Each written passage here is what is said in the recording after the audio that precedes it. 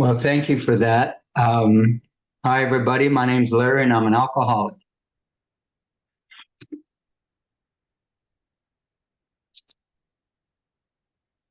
And very fortunate to be asked to talk on step 11 because if there was any roadblock in my life, it was any mention of God. Um, my sobriety date is May 2nd, 1982. And my home group is the Big Book Group in Bellflower, California. And any peace of mind that I have, it's because of you.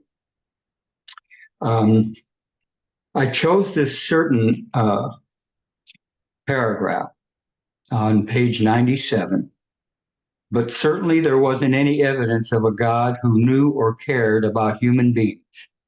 We liked AA all right, and were quick to say that it had done miracles, but we recoiled from the meditation and prayer as obstinately as the scientist who refused to perform a certain experiment lest it proved his theory wrong. At the ripe old age of about 5 years old, my dad had came into my room and told me that I was going to have a baby brother and that mom was at the hospital. And it wasn't long after that he came back in that same room and said that my baby brother died. Now, I didn't know what to do with it, but the first thing I did is, what type of God would create a baby and kill it? I don't want nothing to do with it. I don't want nothing to do with God, anything like that. And I had immediately turned my back on the idea of anything at an early age like that. I didn't want nothing to do with that stuff. My mom had been a very religious lady and stuff like that. And now I knew it was a bunch of nonsense. And so I had that little grudge with me and was determined to go through my life without asking for any type of spiritual help. And I come to Alcoholics Anonymous in 1975, and I had been around you folks for a while, and you came to me. I was getting ready to do. I was getting ready to do a couple years in the penitentiary, and I was in a holding tank of a jail, county courthouse, and a Scottish man with a patch came up to that jail door, said, "Are you Larry Thomas?" And I said, "Yes, sir, I am." And he had a patch on his eye, and he says, that's me. He says, "You come with me, son. We're going to AA." And I thought, oh my God, what's AA? And who's the Scottish pirate all of a sudden, And that man took me to my first meeting of Alcoholics Anonymous in 1975. And that's when I started laying eyes on you folks. And I can tell you something. I was a nuisance. I was somebody that you folks see around quite a bit who comes in and out of AA. And they last about 90 days or so, and they're gone. Now, make no mistake. Make no mistake. The words in our book are magic. They're beautiful. Our literature is beautiful. Do you know that every time I wanted to come back, did not think of one word, but I thought of your faces. I thought of your faces. There was something about you. And I hope I never forget that. I hope I never forget that. And when it talked about evidence. I've always been a stickler for evidence.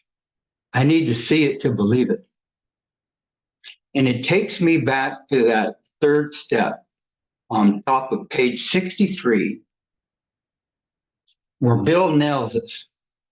Bill brings it home. He finds, when you're new in Alcoholics Anonymous, people are always telling you, oh, don't worry about the God stuff. Don't worry about the meditation. You'll be all right. You'll be all right. Well, now he's calling us on it. Page 63.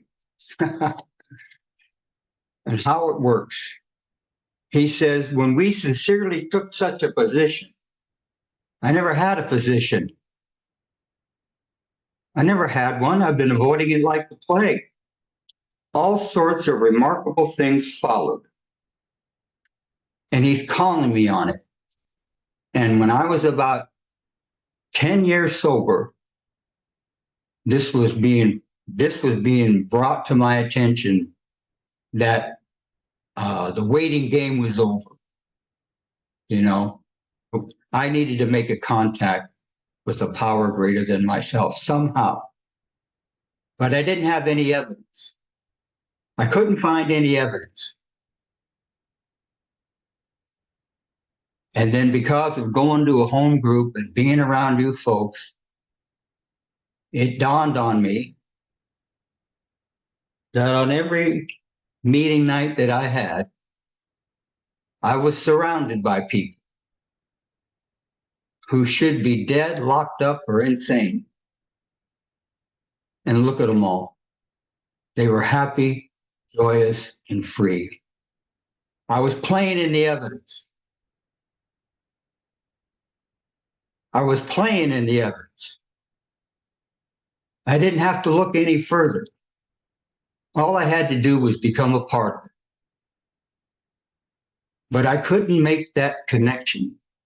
I couldn't find that thing that you folks had. And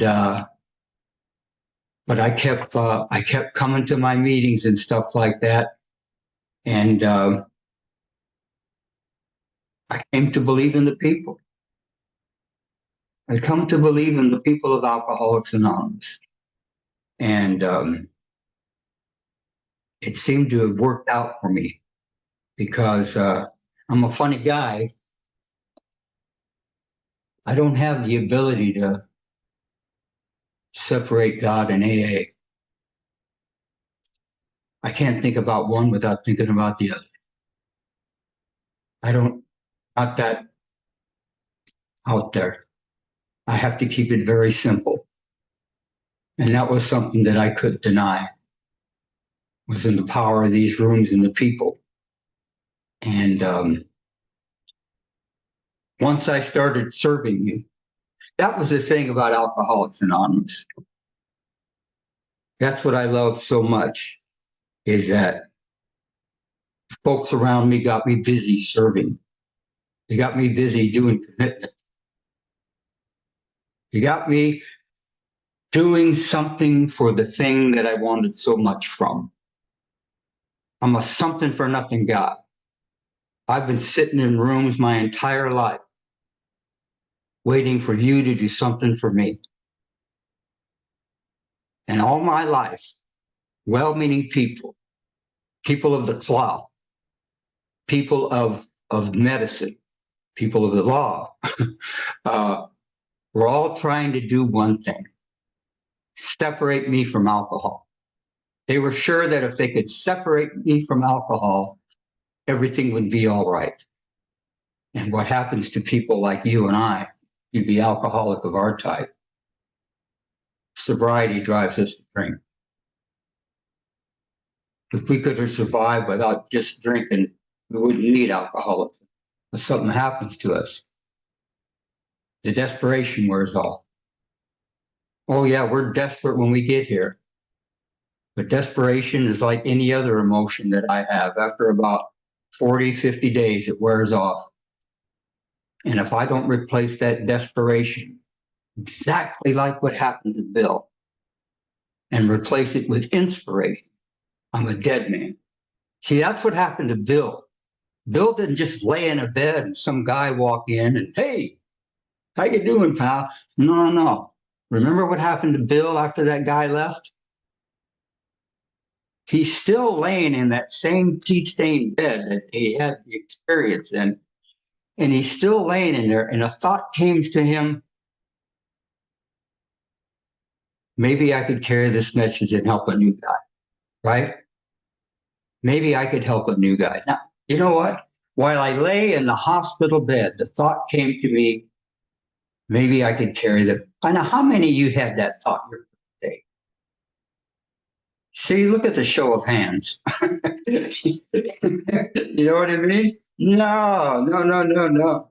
Bill had, and it dawned on me that maybe, just maybe,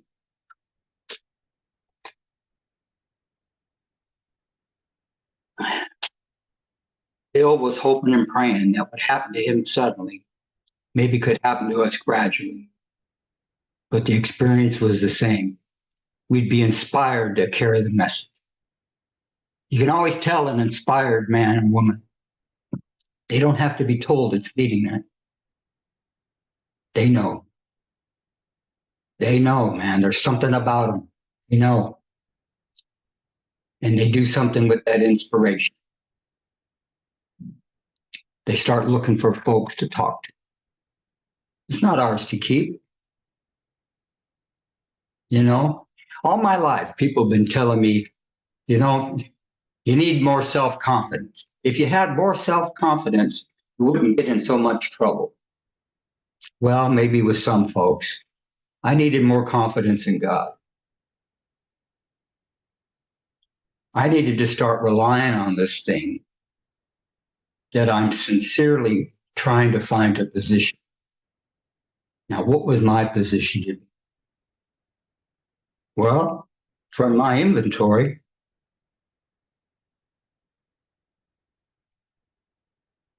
I always wanted to be a good son. If I could just be a good son, I could just make those things right. And maybe I could be a good son. Maybe I could be a good son to my sponsor. I've had the same sponsor for 40 years, God bless him. And what happens is you go through a fellowship, sponsorship, sonship, and fathership. And before you know it, you're a good son.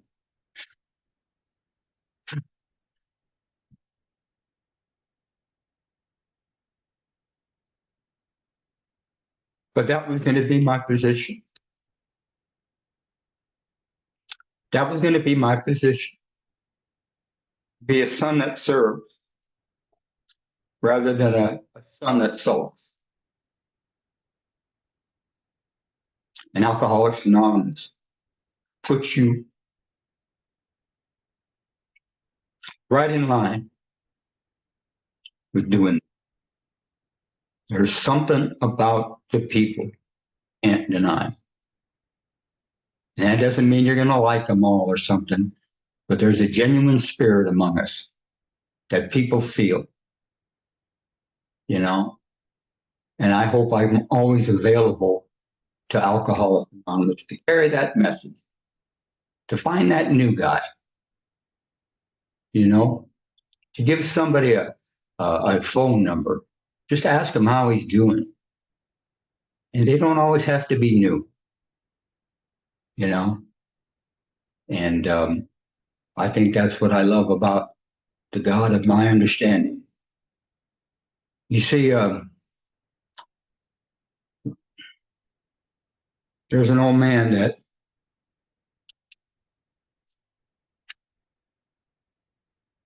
my sponsor used to follow around. Chuck used to say that God is people, that it's the God in me that sees the God in you. and we're just God's kids trying to do what he needs to have done just for the pure joy of doing it, you know? And Chuck said to me when I first met him on our Monday night meeting, he says, did your mom ever say you were good for nothing? I said, yeah. He said, well, he says, that's exactly what we'd like you to be here. Just be good for nothing, expecting nothing in return. Be grateful for the first time in your life that you're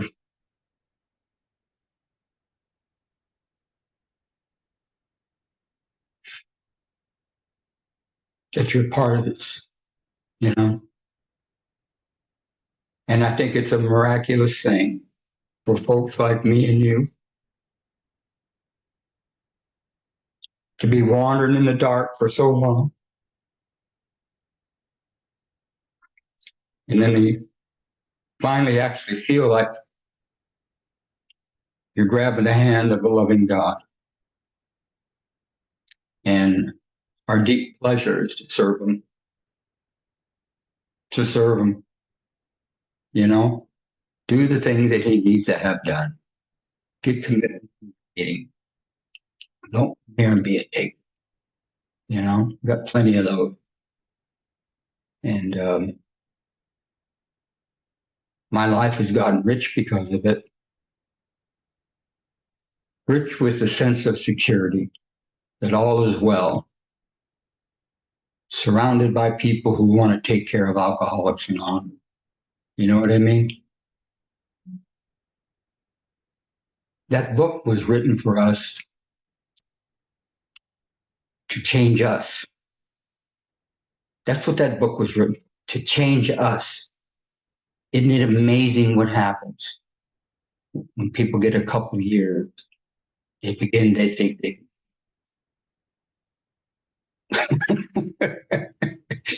you know what I mean?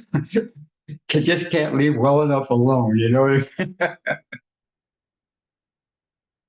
Yeah, yeah. And that's why, you know, it's nice to have a sponsor and a home group, but to have a group of friends that you can talk to about the sponsor and see if he's as mean to them as he is to you, you know? But yeah, my road to finding a power greater than myself was, I thought it was going to be useless, you know? But I was able to finally connect it to something that had eyes. You know what I mean? It just wasn't words.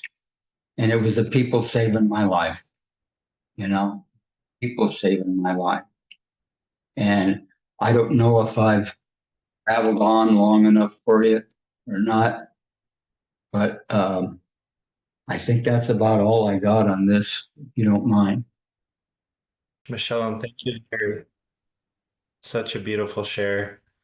You know, my sister Alice isn't here tonight, but I know that she would have beautiful words to share about how spiritual and divine that was. I felt it, and I appreciate you being here with us. I don't see any hands up yet, so I'm going to start picking on people with their cameras off, I think.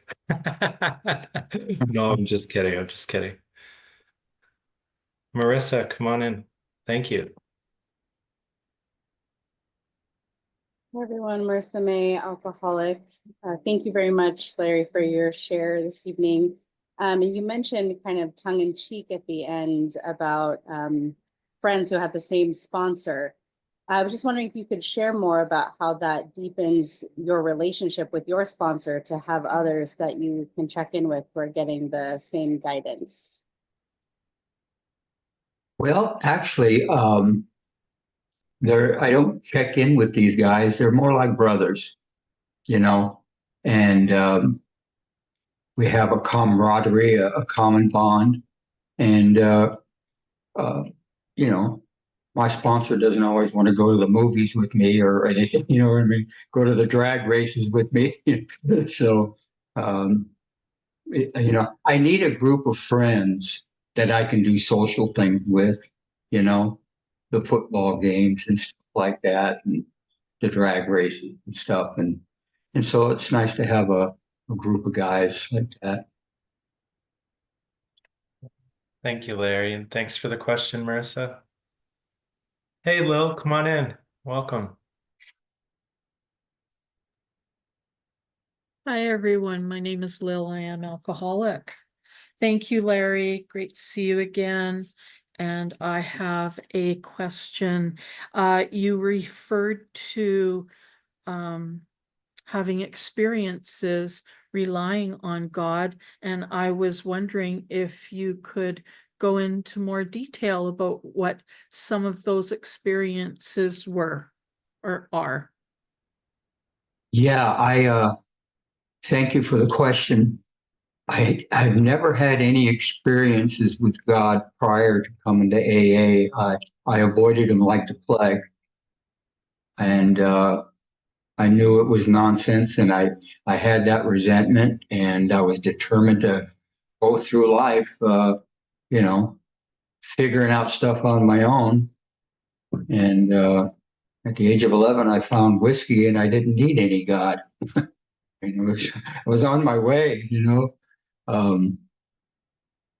But when I read that portion in the big book where it says, when we sincerely took position, it dawned on me I never really had a sincere position on it at all.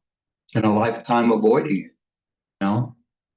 And so I actually felt lost for a while because I couldn't connect like I heard people talking about in meetings, you know, a loving God and just wonderful things, you know? And I thought, man, you know, it sounds good, you know, and I couldn't find a sincere position, you know, so I could finally tie it in with something that I could connect. I could start with that, you know, and I don't mean, making a car my higher power or something like that, but actually making a contact that, okay, maybe these people, maybe these, you know, Alcoholics Anonymous would be a power greater than myself. And I can't think of AA without thinking about, God, and I can't think of God without thinking about AA. And it made sense to me, you know. And so I started with that. Beautiful answer and great question. Thank you, Larry. Hey, Allison, it's great to see you. Come on in. Thanks, John. Hi, I'm Allison Adams. I'm an alcoholic. And Larry, thank you so much. I always enjoy getting to hear your message. You kind of just touched on this subject, but from several things that you said, you talked about being asked to be of service to this thing that you wanted so much from. And Chuck C stating that God is people. Can you share any experiences about what happened with you going into Alcoholics Anonymous and starting to discover that there was something greater than just going to a meeting and being in fellowship, but having that transformation into realizing that there was something greater than yourself by being involved in AA? Because that certainly was my experience. Great question. And I tell you what made it very clear was sponsoring people. I've got an experience here that happened, and I think I was about 10 years sober. And I'm on the coffee group. I'm no big deal in AA. I'm a coffee maker. And that makes a lot of people edgy, which I love. So I'm standing I'm not in a greeting line. I stand behind the coffee pots because that's where most people go. And I see this guy and his wife in the back of the room. And she's a frail little thing. And he's got a cane. He's a blind man. I go back there and I introduce myself, and he says, how long have you been coming here? And I said, well, I think I got about 12 years now and stuff like that. He says, I'd like to come here. Do you think you could help me? I said, sure. You know, do you have ways of getting around, or do you need me to come and get you? And he says, well, I can get to this meeting. I said, all right. And so he started doing that. He started showing up to that Monday meeting with his cane and everything like that. And I tell you, he asked me to sponsor him. And what I do once a month is I get my guys together and we go through the book. We'll read a chapter, about Bill's story. We'll read it. Everybody will read a paragraph, and then we'll share about what we identified with. But we read that chapter. Well, we had this in our little garage, and there was we had about 15 or so guys. And every time it came around, my little buddy Danny would say, pass, and we all knew why.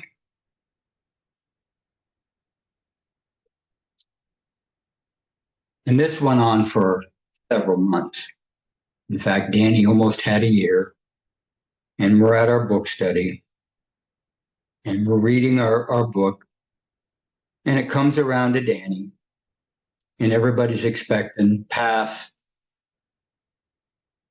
And it comes to Danny, and he says, just give me a minute. And he breaks out this look like a little glass case where you have your eyeglasses.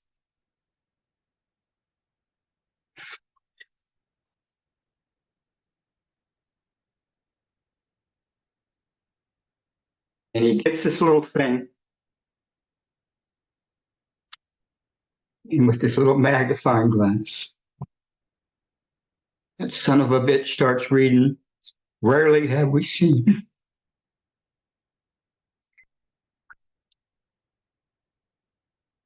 Read it like a teacher. Unbelievable. Unbelievable. Now the guy's the secretary of our meeting. I can't believe it. And when you see little miracles like that, it just scratches that word evidence. We're sticklers for evidence, man. We got to see it to believe it. And we're surrounded by it. Every one of us is a miracle of AA. And that little power that you have or that you're beginning to know. I mean, and it's an amazing thing. You can't deny your eyes. Thanks. You almost had me crying, Larry. I know it. It's a weird night. It's a beautiful night. Hey, Debbie, come on in. Welcome. It's great to have you. Debbie, alcoholic. Really good to be here. First time to the meeting. Thank you so much for having me. Larry, I just wanted to say thank you so much for your share. It was really beautiful, and I was super touched. And I didn't necessarily have a question. I really just wanted to say thank you, but it struck me as I was waiting that, I related a lot to what you shared about your experience with God. And I wondered if you might share just a little bit about how your relationship with God has evolved over all those years, maybe even this year, or anything else, frankly, that he might be, sort of doing with you this year. So thanks. Well, what's happened is I don't question him as much. I don't blame him as much. And it was taught to me that it's my business to do the will of God. And he will take special care of me. And I will never have to worry again.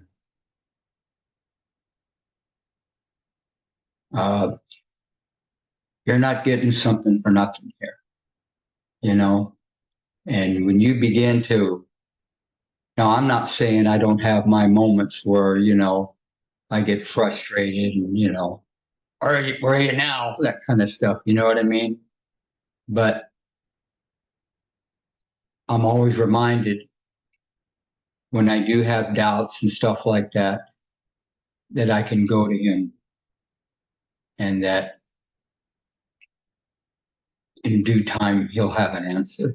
You know what I mean? That I don't have to sit and time him. You know what I mean? Trust God, clean house, and work with others. Most fabulous formula I know. Trust God. That's a tough one for us. We're not walking around trusting, but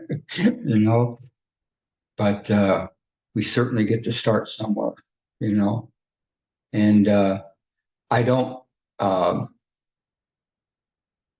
walk around thinking that I got it,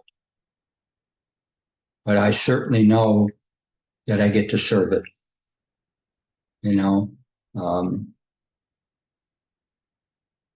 I guess gotten a little bit of faith,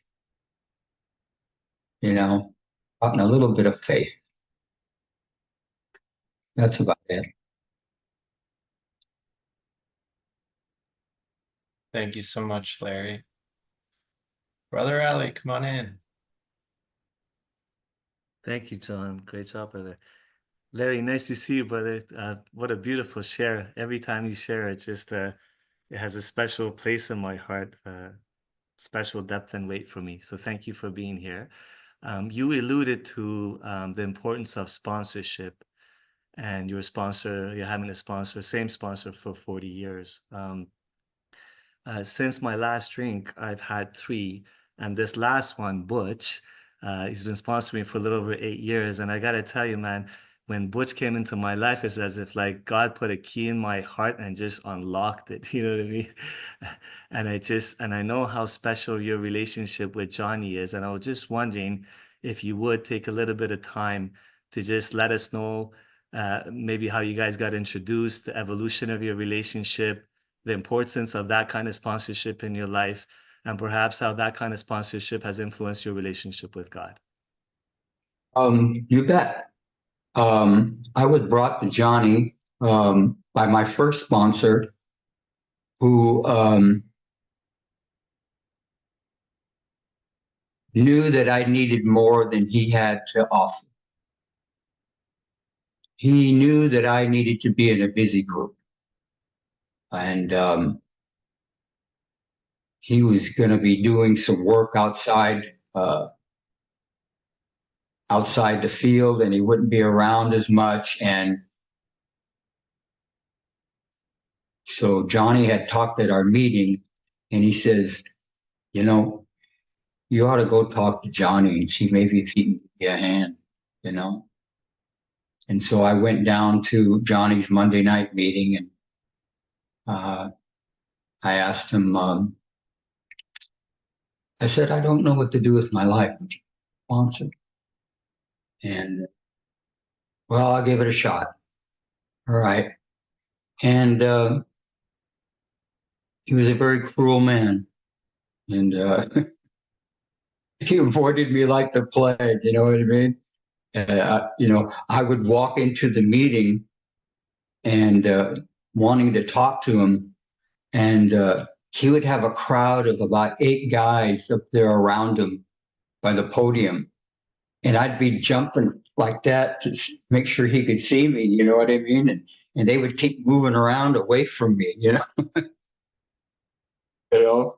And so what happened is one of the weekends, Johnny was always going somewhere. When he was gone, I called up one of those guys and I said, "Hey, Ray, how come Johnny loves you better?" And he, "Oh man, he don't love us better. He's just known us longer, man. Just do your commitment and just call him in the morning like you're supposed to." All right. And then a couple of weeks went by, and sure enough, there's all the group, and I'm coming behind it. "Hey, I'm over here. I made it," and Johnny went on another vacation, and I called another guy. I says, "Hey, Matt, how come Johnny loves you better?" "Oh man, Larry, just get a commitment and leave him alone. Quit trying to kiss his rear, you know." I says, "All right." Now that was 40 years ago. I got a call the other day. Some guy called me up and he says, "How come Johnny loves you better?" And I says, "Because you're a loser."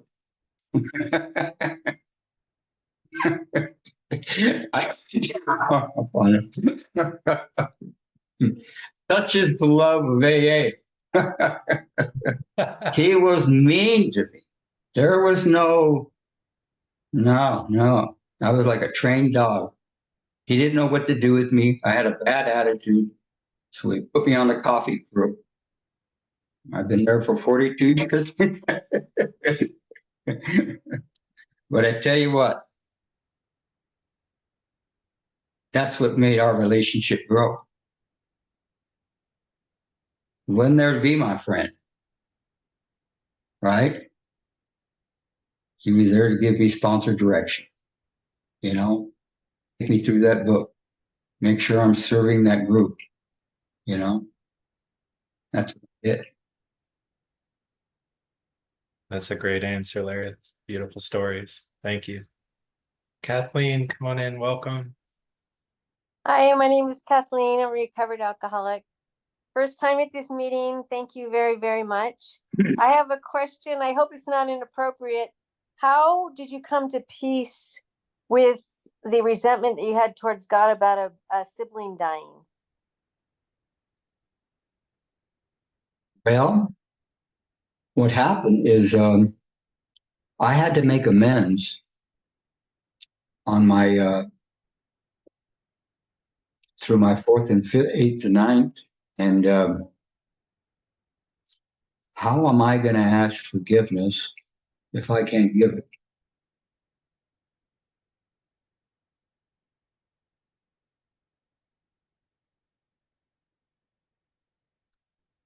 And here I am trying to make amends and get off the hook, and yet I'm going to have this little angst towards this thing that I want to help me. Forgiveness is huge. Forgiveness is huge. We all want it, but we don't know how to give it. Got to start letting people off the hook. Let them off the hook. Forgive them. They're human beings. Everybody makes mistakes.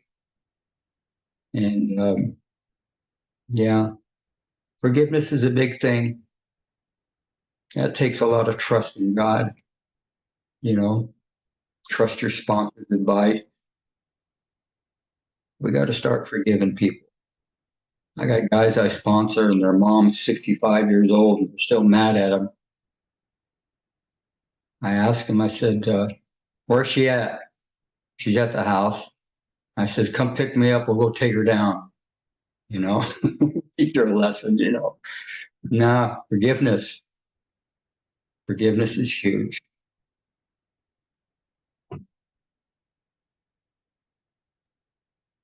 Beautiful response. Great question. Thanks, Larry. Come on in, Michelle. If nobody else gets there. Oh, there we go. Thank you. Hi, Larry.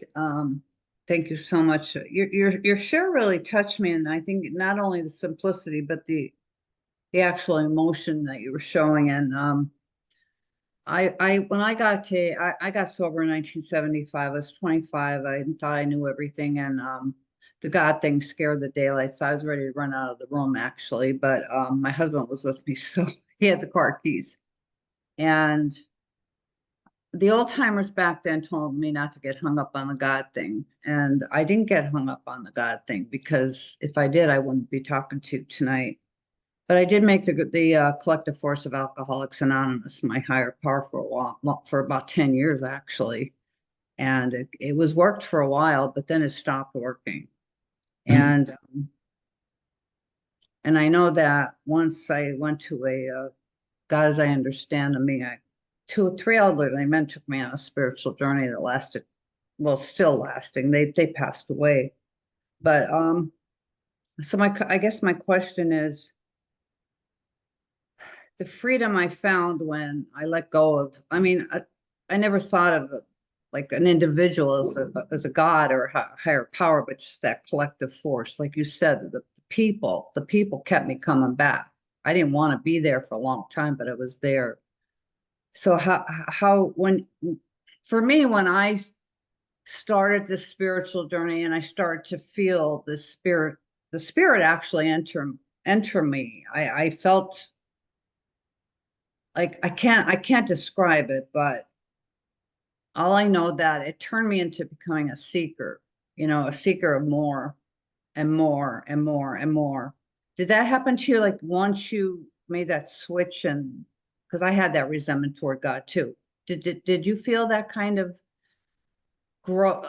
I call it seeking, but maybe just growing in God, growing in God and feeling it constant. I'm coming up on 50 years of sobriety and it still continues, Did you feel that too? And sponsoring people was the most awesome thing I did. Go ahead.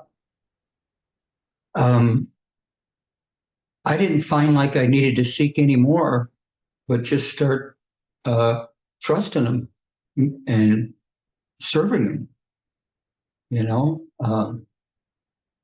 I I'm hungry to do anything else but please him. And I was blessed with being content, just finally finding a spot where I can finally tap into it. And over the years, you begin to rely on that and become thankful for that, and content, and and use it more and trust it. But everybody has. Thank God. Our book says life will take on a new meaning. It damn well better. You know what I mean? And it starts with us scratching the surface and taking a sincere position. What's it going to be? All right, you've put it off for 10 years. I'm calling you on it. What's it going to be? And he puts you for the test there, and God bless it. Bless it. We're surrounded by people who went through that, and yeah, good stuff. Thank you. Great question, Michelle. Thank you, Larry. Come on in, Calvin. Hello, everybody. My name is Calvin, and I'm an alcoholic. And Larry, thank you for a strong message, man. I remember I first heard you in New Jersey around about 15 years ago or something. You spoke at our convention. You was the keynote speaker on Saturday night at our convention. And then I heard you at Design for Living down in Jimmy and them group. And you spoke at their anniversary. And me and you didn't say a lot, but we connected, our souls connected. And I remember that when we met each other and the look that we gave each other. And I've had that feeling with other people. And I know you know what I'm trying to say. When you connect with a person, you don't even have to say a lot to them. You just naturally connect with a person spiritually. And me and you connected at that level. And I knew, and you knew. And I want you to expound on that. What does that mean when that happens? Well, I tell you, it's pretty rare for people like you and I. And to think about you guys in Jersey, yourself and Charlie and Drew and Jimmy, it's pretty golden, pretty going. And it wouldn't have happened if I wasn't here. We weren't running to each other out there. You know what I mean? And I think, we're just those common lost souls who finally find one another, and they realize they're not rowing the boat alone. That way over there in Jersey, somebody's rowing too, but there's nothing like having a common brother, brotherhood of the spirit, huh? Yeah. Might have to rename the group, Larry, after that one. Hey, Marilyn, come on in. It's great to see you. Good to see you too, John. My name is Marilyn. I am an alcoholic. Real grateful to be here. And thank you so much, Larry, for that heartfelt share. I'm gonna make this quick because I know we're just about out of time, but I have written down here where you said that we must turn that desperation. We come in here with, well, I know I came in here with desperation. And you say you must turn that into inspiration, and we must be inspired to continue. What did that look like for you? You came in here, with the gift of desperation, and how you turned that into inspiration. What that looks like to me is what exactly Bill had to do and said on that first day laying in that bed, that the thought came to me that maybe I could find another drunk alcoholic to talk to, and he's hoping that'll happen to me. And though I won't have the experience suddenly, he's hoping I'll at least have it gradually, because once you have that inspiration, you're lit. Yeah. You're gone, and that's why it's so important for us to be surrounded by one another, because we fan each other's fire. We're not always on top of our game, but at least we're in the right circle of people. I don't go out socializing with a lot of folks unless they're in AA. You know what I mean? And but as far as that inspiration, yeah, you got to do the same thing Bill did. Go out and work with those alcoholics, man. Just talk to them.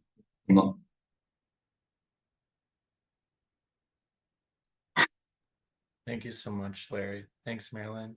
Hey, Ava, great to see you. You want to close us out? Oh my God. Can you hear me?